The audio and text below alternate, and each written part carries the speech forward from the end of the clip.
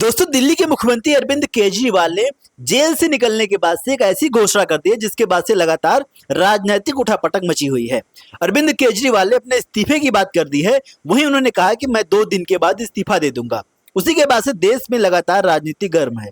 आपको बता दें, ये वही अरविंद केजरीवाल है, वही महान अरविंद केजरीवाल है जिन्होंने चुनाव से पहले, लोकसभा चुनाव से पहले अरविंद केजरीवाल ने योगी आदित्यनाथ के इस्तीफे की बात कही थी। उन्होंने कहा था अगर भारतीय जनता पार्टी वापस सत्ता में आती है तो कहीं ना कहीं भारतीय जनता पार्टी सबसे पहले योगी आदित्यनाथ को निपटाने का काम करेगी। सबसे पहले आपको उस बयान को सुनवाते हैं।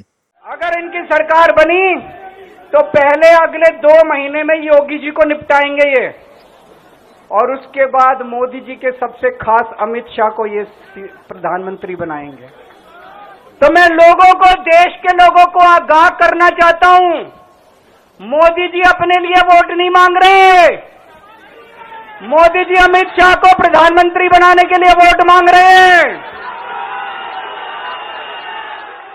तो किस प्रकार से अरविंद केजरीवाल ने योगी के इस्तीफे की बात कही थी। लेकिन आपको बता दें, जैसे ही ईडी का शिकंजा केजरीवाल के ऊपर कसा, वैसे ही केजरीवाल अपने हैसियत में आ गए।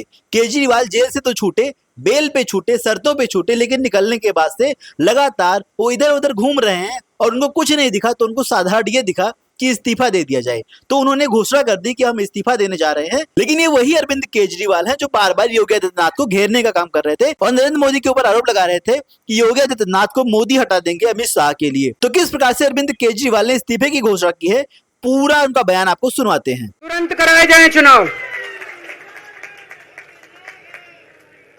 और जब तक आपका फैसला नहीं आएगा तब तक मैं जिम्मेदारी नहीं संभालूंगा। और मैं, जब तक चुनाव नहीं होते, मैंने जैसे बताया 2 दिन के बाद मैं अपना इस्तीफा दूंगा।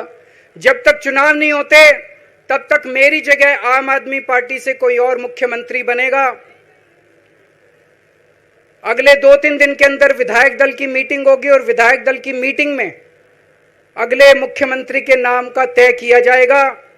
मैं मनीष जी से बात कर रहा था, जो पीड़ा मेरे मन में है वो पीड़ा मनीष जी के मन में भी है। इनके लिए भी वही सब कहा गया जो मेरे लिए कहा गया है।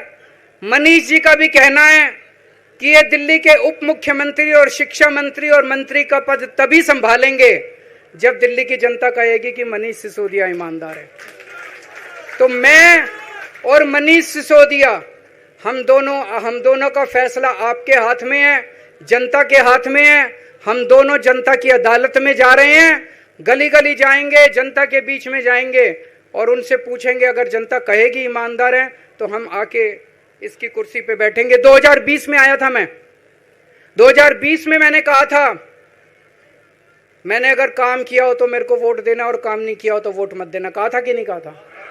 आज मैं आपके बीच में आया हूं, मैं कह रहा हूं अगर मैं ईमानदार हूं तो वोट देना, अगर मैं बेईमान हूं तो वोट मत देना, बिल्कुल मत देना।